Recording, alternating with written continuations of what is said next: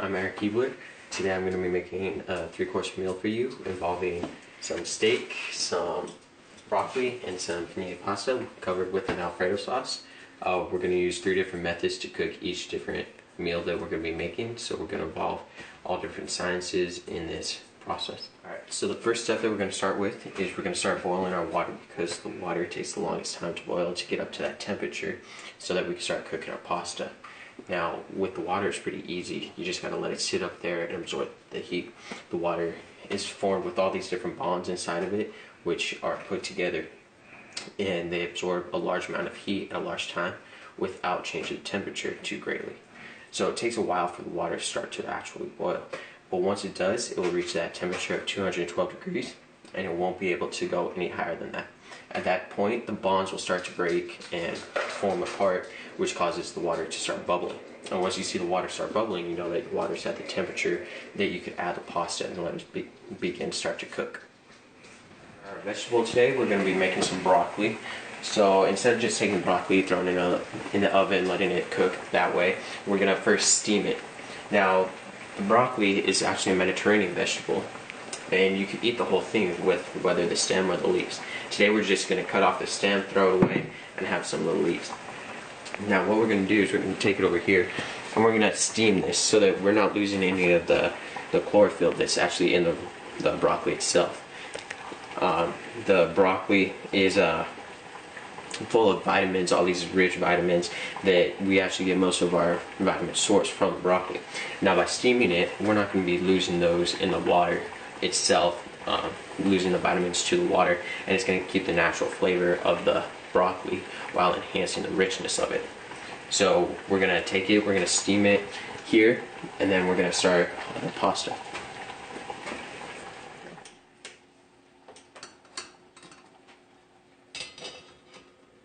So we have our broccoli set up over there. We're going to let that steam for about 7 minutes, 7 to 10 minutes, let it get all its nutrients and flavors cooked into it. And then we're going to start on our pasta. So we're going to be making some penne pasta. The water's boiling now.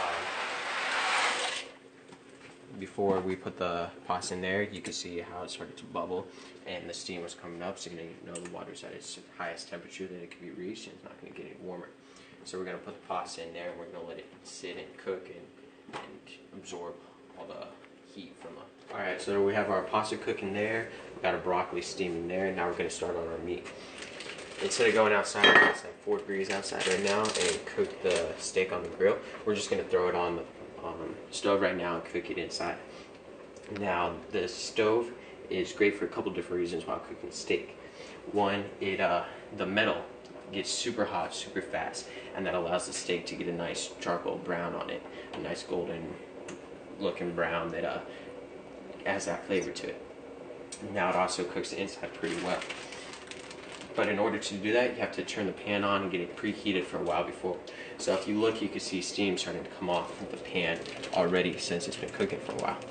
Now when we throw these steaks on there, they're going to start to cook really fast due to the fact that the pan is so hot already. And as you hear that sizzling sound coming off, that's the juices from the steak being vaporized by the heat.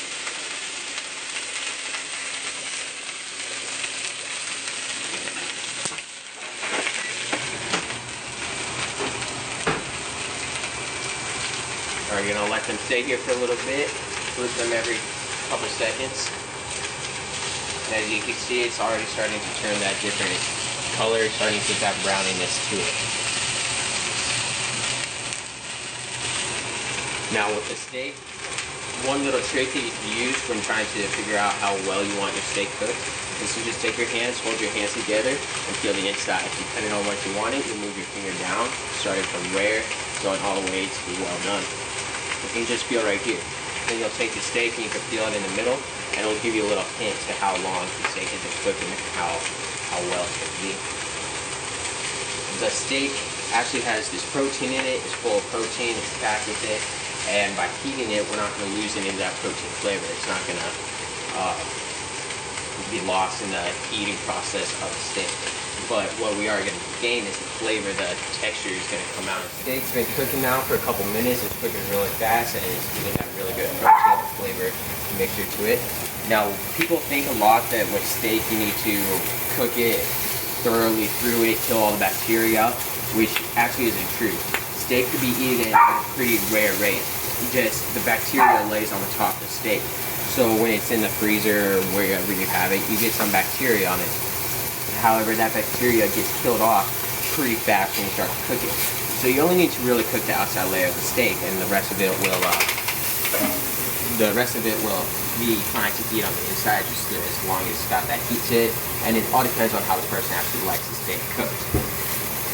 So the steak's almost pretty done right now. It's getting to that point where I like it at. But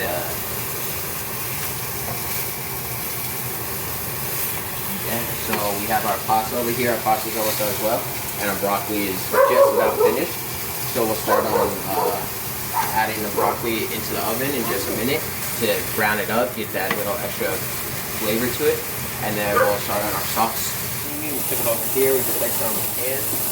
Now we're gonna take and sprinkle some olive oil over it to give it that extra little bit of flavor.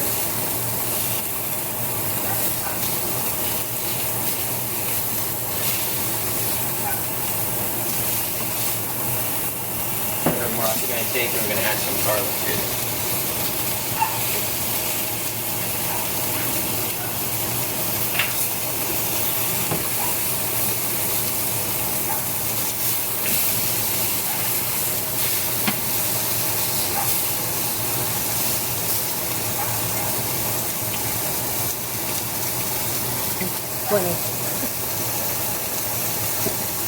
So we added a garlic to it, and we're gonna throw that into the oven in a second. I just wanna flip these real quick.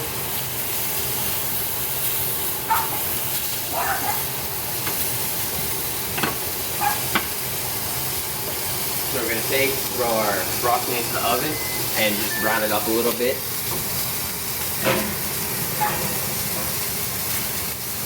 Now we have the oven cooked at 350 degrees, and that's just gonna add the brownie flavor to the broccoli. It's not gonna really affect how the process of the broccoli is taking effect. Pasta's just done cooking. The broccoli's in the oven browning right now. So we're gonna start making our sauce. So we're gonna be making this Alfredo sauce to throw over the pasta. First thing we're gonna do is add about 3 tablespoons of butter into there. And we're gonna throw, I'll send about 2 teaspoons of olive oil. I'm gonna let this melt around for a little bit. Throw this in there.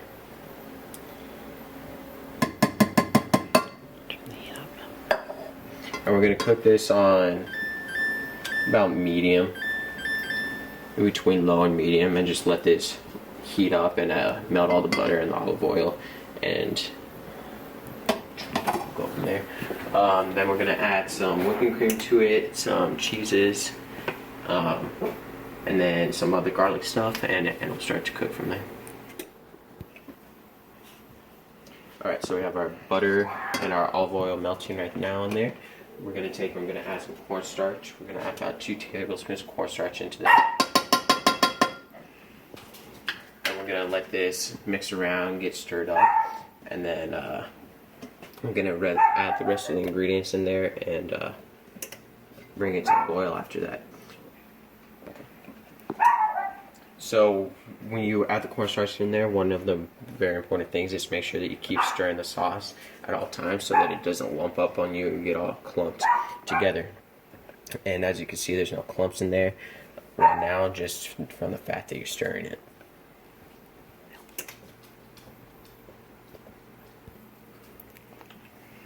Alright, so now that we have all that melted together, we're going to add about 2 cups of heavy whipping cream to this. And we want to make sure that we keep stirring it at all times again so that it's not going to clump up on us and that it mixes all the flavors around. Then we're also going to add about 1/4 teaspoon of white pepper. I don't even know what this is, but I'm going to add that in there, add some extra flavor to it. Mix that around. And then we're going to add about 1/2 cup of Parmesan cheese. Go. Alright, so before we add our cheese, we're going to add some garlic into it. And we're going to add about 2 clumps of this.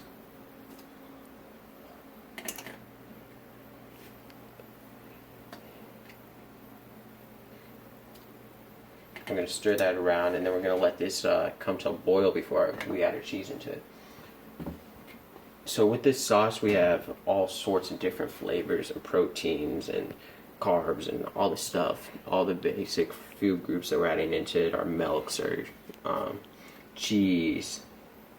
And we're taking all these, we're adding it together, and we're going to boil them and mix them. And the heat and the flavor is just going to be combined of all these different ingredients that we're adding into it. And it's going to allow this for a natural, smooth tasting type of sauce. Our sauce is simmering there for a second. Our pasta's done, our steak's done, and the broccoli's finished up. It's got that nice brown looking flavor to it. So we're going to take that out of there and let that sit for a little bit. Alright, so we took our broccoli out, and this has been sitting out for a while. So we're going to add our cheese to it. You're going to add about half a cup of Parmesan cheese to that. Mix that all around. And what the cheese is going to do is it's going to add the thickness to the sauce. And it's going to allow that extra flavor from the cheese. Alright, so we've been stirring this for about 8 minutes now. You can see that it's starting to bubble, and you can also smell the Parmesan actually cooking in the air. And you're starting to taste it, kind of. But we needed to make sure that we were stirring around, making sure that we stirred the whole bottom so that the cheese wasn't burning to the bottom, and that you were spreading the flavor all around. Now that we see the bubble starting to form, we know that it's at its boiling point, so we're going to add in the mozzarella.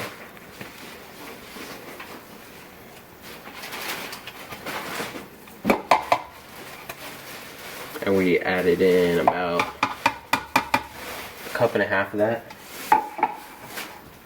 And we'll let that stir around there.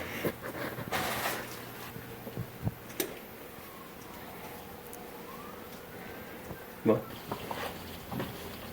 So after we added the mozzarella into it, we stirred it, and we just kept stirring it, making sure we were stirring from the bottom, making sure nothing was getting burned, and we were mixing everything around.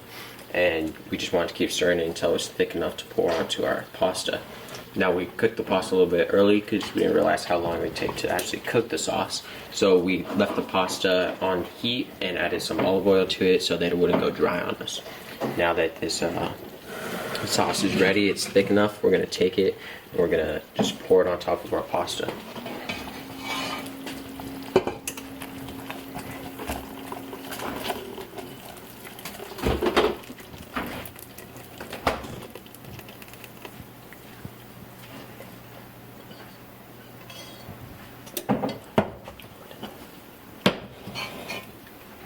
Now you just want to mix it around in there, make sure that it gets all over the pasta, and it's going to be ready pretty soon.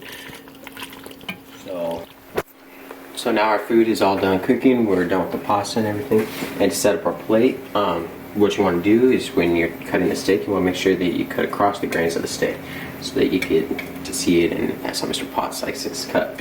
Now as you see with our steak, isn't that it got that nice pink inside, so it's pretty rare on the inside, but the outside's got that nice charcoal brown across the outside. So after cooking it, this meal's going to take you about half hour, 45 minutes to make, and you're going to have your finished entree. Thank you very much. I hope you enjoyed it. I'm Erik, and have a good night.